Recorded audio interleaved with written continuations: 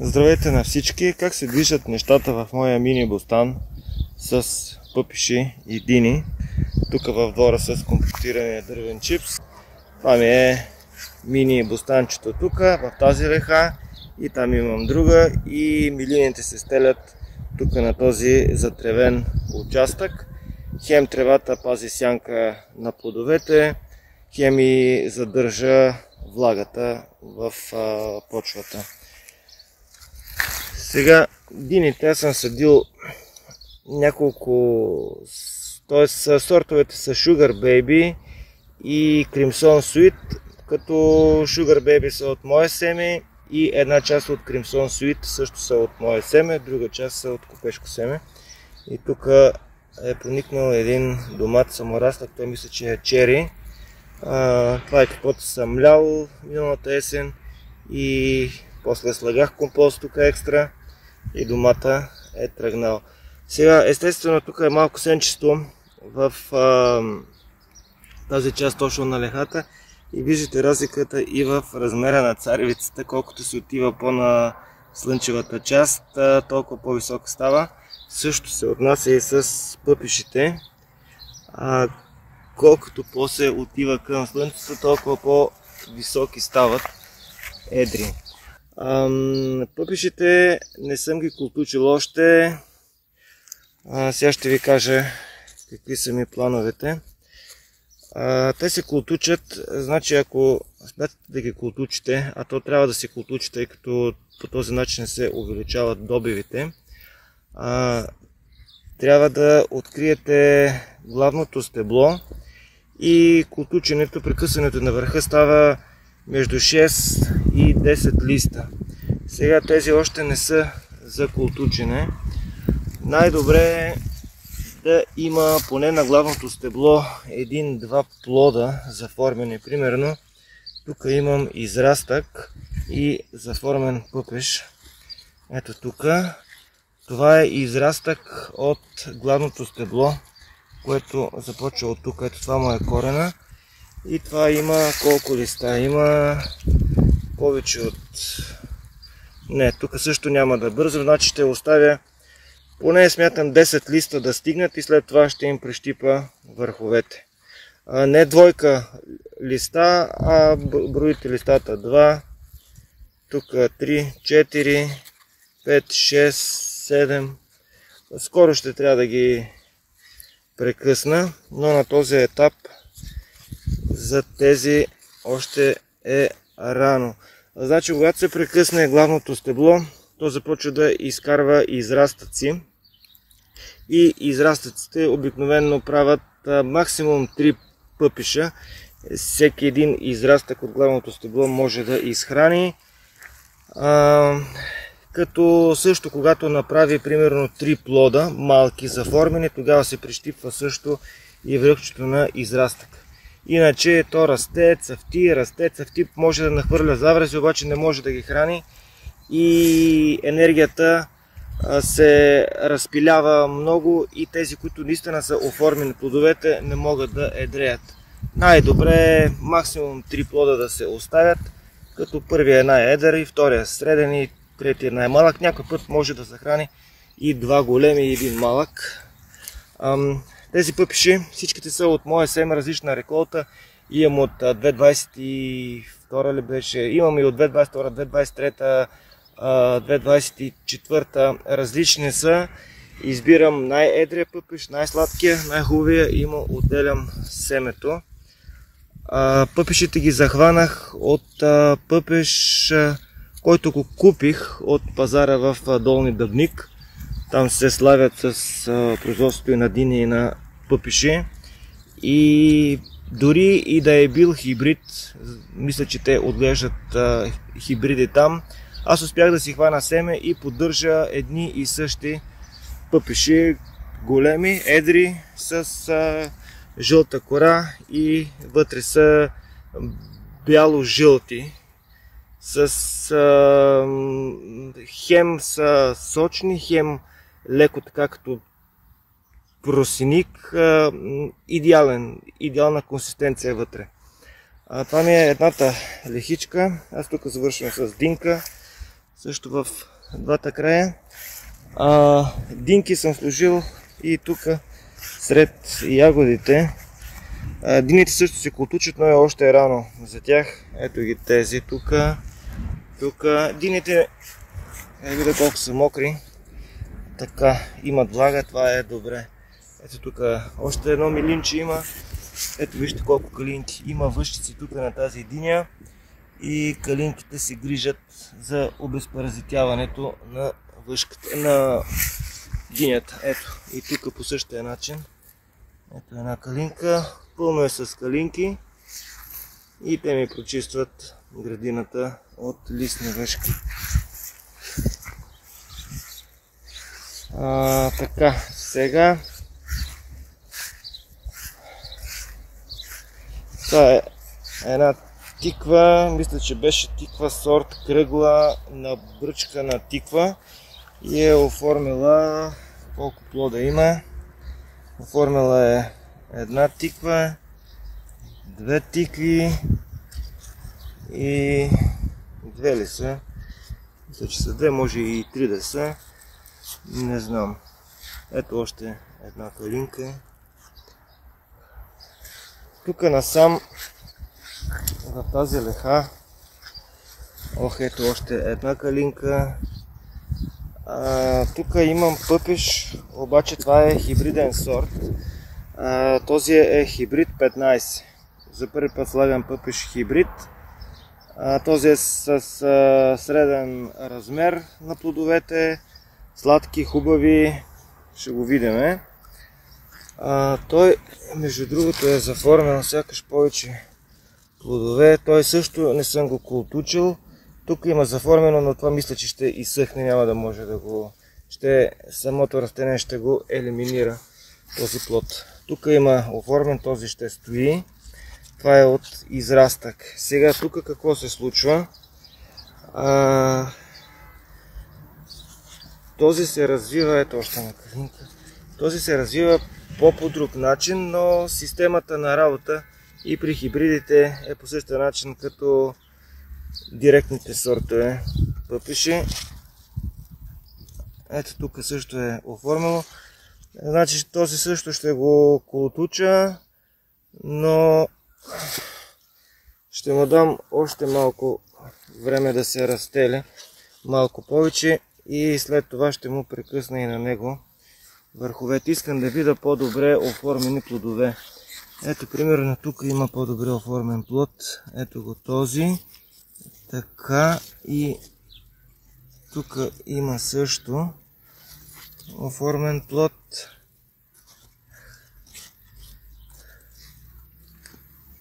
Да видя насам. Този по друг начин работи от много малки израстъчета, които тръгват от главното стъбло. И ето, ще чакам още малко да порасте и тук ще го прищипя също. Но нека още малко да наедреят. Този хубаво се е разтлал, но не виждам да има заврази. Ето още една калинка, две калинки. Този дълъг милин е направил. Я да видя тук какво се получава при този. Това му е главното стъбло, ето от тук тръгва. Имаме заформен плод, ето го къде е. Плода имаме 2, 4, 6, 8 и този е на 10 листа. Горе-долу 9-10 листа. Също ще го прекъсна, ето. Прищипвам му върха. Ето го и ще започне да прави израстъци странични. Той е започнал. Така, нека да видя и този. Имаме 2, 4, 6, 8, 9. Айде и тук също го прекъсвам. Значи хибрида се развива по-скорострелно, отколкото тези от моя семе. С това тук приключвам прекъсването на връхчетата. За другите ще изчакам още малко. И опитвам се и пъпиши в саксия и диня в саксия. Миналото лято пробвах в щайги, касетки. Получи се сравнително добре с пъпишите, не се получи с дините. Макар че динята има по-слабо развита коренова система и по-логично е да може да живеят корените на по-тясна среда, но с дините не се получи. Но успях да откъсна 2-3 пъпиша от милин, отглеждан в касетка. Тук съм си сложил пъпишчета в саксийки. Те не са готови още за прищипване на връбчетата.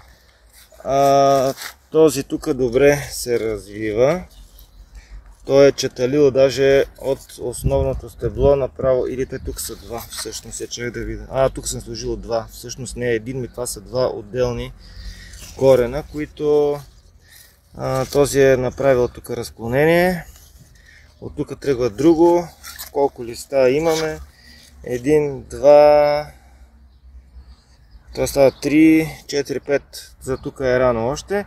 Между 6 и 10 листа е добре да се култучи. Сега, ако имате 6 листа и е направил вече хубав, примерно хубави 2 или 3 плода, завраза, или един само хубав, или пак 2, максимум 3 да са, тогава се прищипва връхчето. И тук насам също съм сложил, тук имам динка, в тази хубаво се е разклонила. Тук имам динка и отново в компоста изниква чери. Имам малко пъпище тук цъфнало. Това е тиква, която сигурно има въшки, щом така се е завила листата. И тук имам друга динка, която също се е разклала хубаво. И тук в поилката също съм сложил пъпише. Тук има един, който хубаво се движи. Този не е направил заврази още, ще го оставя още малко. Поне още тук да се отвори повече. Да простат листата и ще му прекъсна върха. И тук имам друг, който върви по-слабичко. И насам имам още 3, които са по-мънички. И ето ги тези двата. И основният ми бустан се намира в другия двор, който сега ще ви го покажа. Тук вече условията са като в мини бустан. Дините, особено дините обичат да са на много проветриво място. И тук се доближава максимално до идеалните условия за отглеждане на дини. Сега как се движат тук нещата. Пъпишите са се разслали много. Тук са пораснали доста. Просто ще направя един бърз обход. Първоначално. Ето една богомолчица. Ето е къде е. Много излюбена. Сега аз в гнездо съм слагал по 3, 4 и по 5 пъпиша. Но тези са по-добре, макар че са съдени тук по едно и също време. Т.е. тук и от татка в двора с древния чипс. Съдил съм ги по едно и също време, обаче тук се движат много по-добре, изглеждат много по-щастливи. И са нацъфтели повече, може би да имат и заврази. Да, вижда се тук там, че имат заврази. Сега ще ги прегледам. Първо ще обходя и после ще прегледам. Да, имат много заврази. Тези са чудесни. Ето тук, значи трябва да ги прекъсна тук там. Ще видя точно къде. Ето и насам. Тези наистина са много са добри. Дини имам на много места тук. Милините се движат чудесно.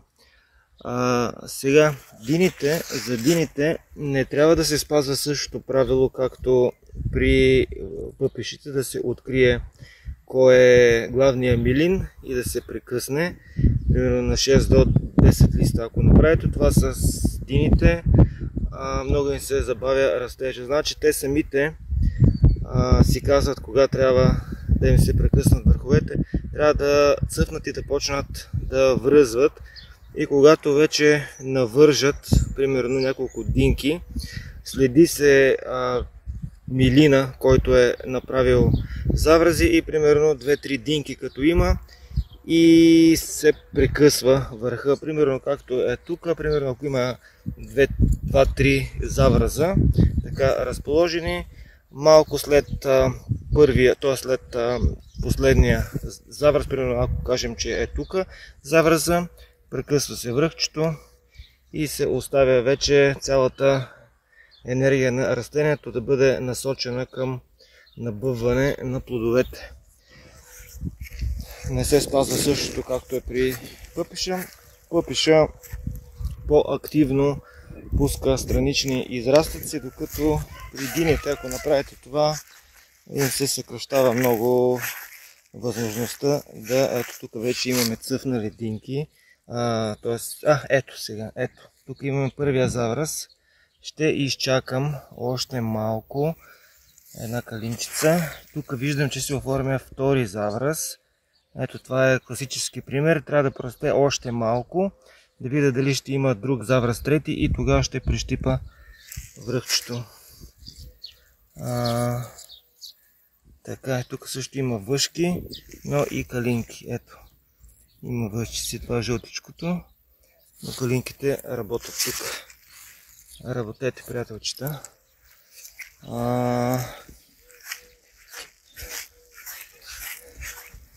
Тук тревата задържа много влагата. Тук имам пъпеш, милин с пъпеш,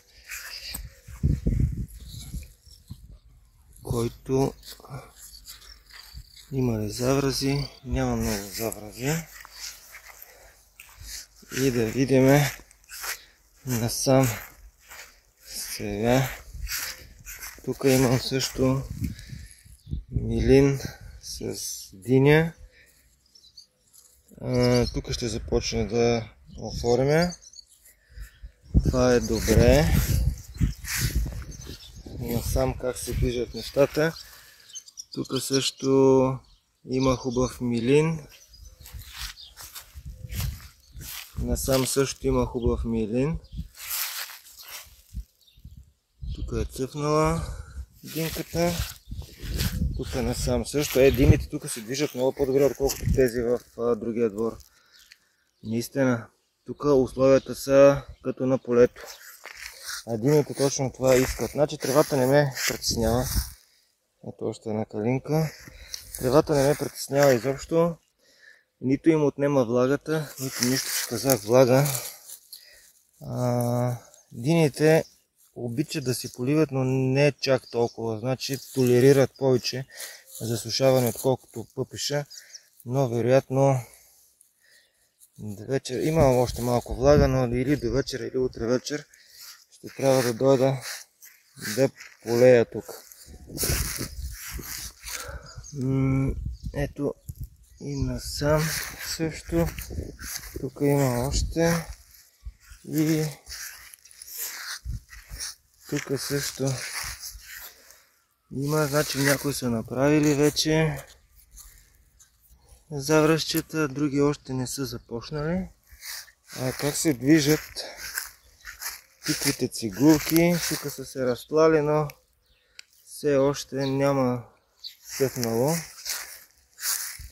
Насам имам други.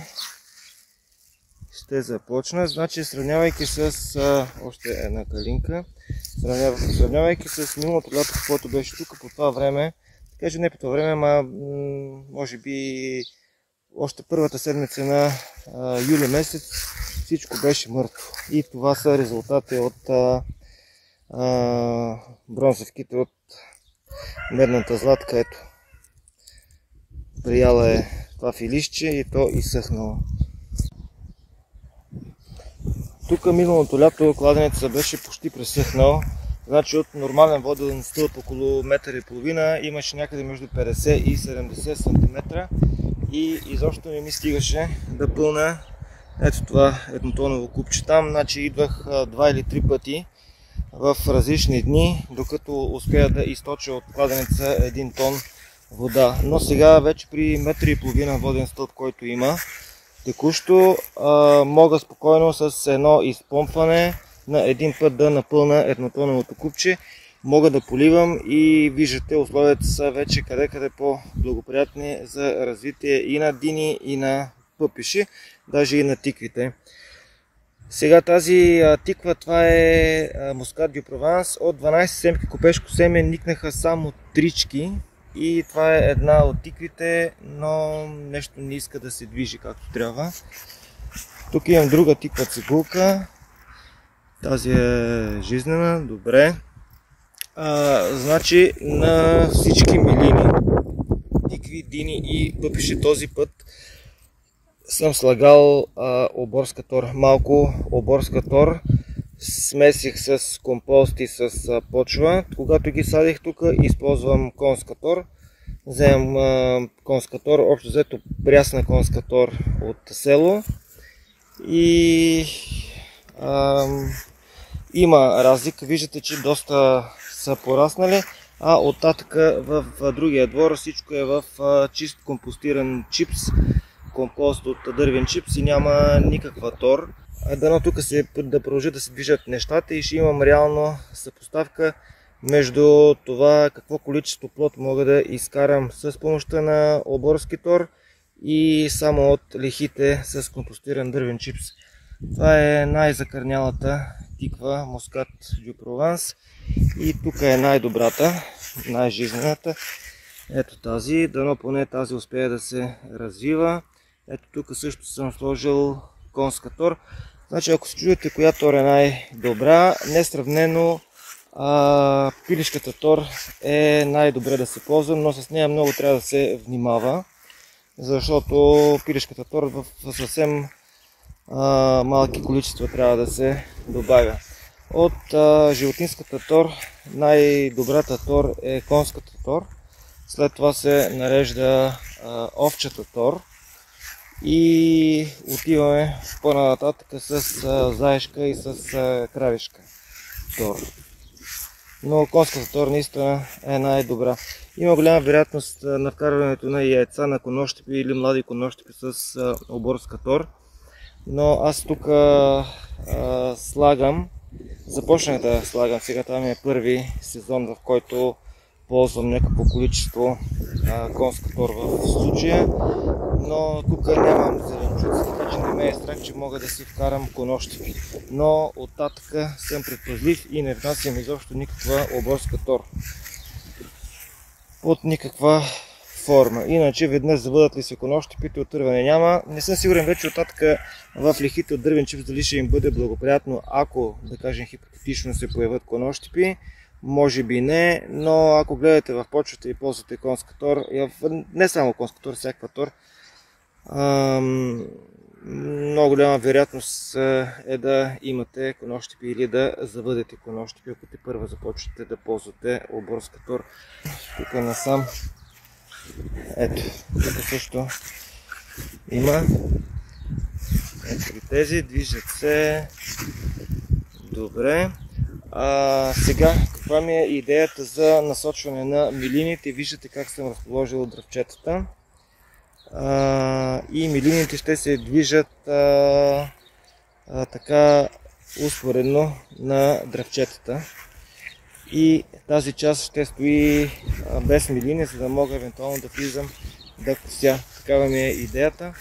Особено тук, където са дините, те като се развлекат, стават много дълги. И милините ще ги насочвам ето така да се движат в тази посока. Иначе ако ги пусна да се движат тук насам и ще ми затворят пътя за косене евентуално на тревата, тъй като тревата няма да стои все така дребна, ми ще почне да расте вече, тъй като някъде средата на лятото започва да се появява щира, а тук има много щир. Ето това нещо като почне да се появява и покрива цялото място с щир. Сега виждате, че има много повитица, но повитицата така както се стели, тя съдържа влагата.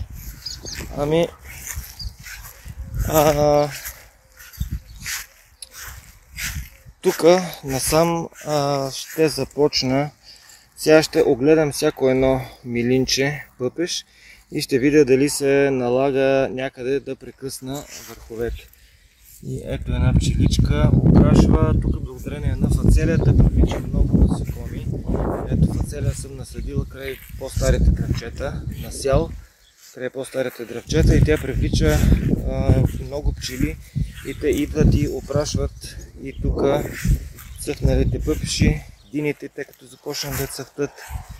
Ето, без насекоми опрашители не могат да се случат нещата. Ето всичкото е фацелия. И ето там има фацелия, и там има фацелия.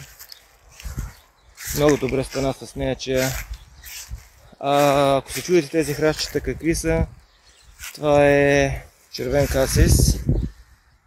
Тук това е черен касис. Сложил съм червен и черен касис. Ето ги тук и милионите ще се стелят покрай тях. Относно поливането, я да видя пък тук какво е положението. Има ли влага? Има влага. Пъпишите толерират, т.е.